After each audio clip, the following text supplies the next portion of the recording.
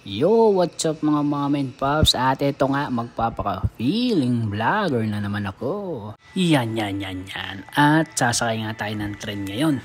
Dahil magsasara nga ito sa loob ng 5 taon. Akalain mo yun? Para bigyan daan yung North-South Commuter Railway. So, 5 years yun. Di matagal-tagal tayo di makakasakay.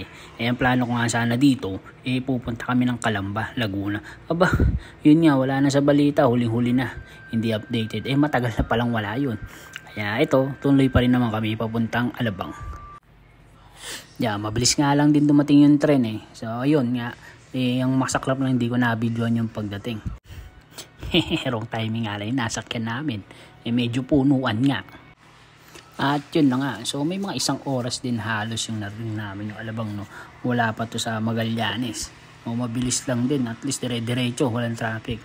Yun nga, nagulat din ako, ganito pala kaluwag yung istasyon dito sa Alabang. Tapos maluwag, maayos. Tapos ganito pala yun, nakala ko umiikot pa yung tren, hindi pala. So alis lang yung pinakaunahan, tapos nilipat naman siya sa kabila. So, babalik naman siya ngayon ng Tutuban. So, habol kami sa, sabi, last trip na daw ito Last trip na daw ito ng tren. Kaya na, at least na-experience pa rin sa uli. Diba? Bihira natin ma-experience yung mga ganyan. Hindi tayo nagtitrend kasi. At ayun na nga, nakakalungkot man.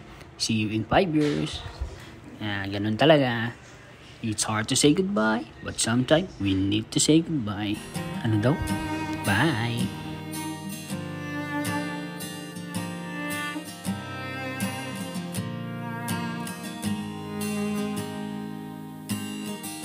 I never thought that it would come to this. Now just a memory we used to be.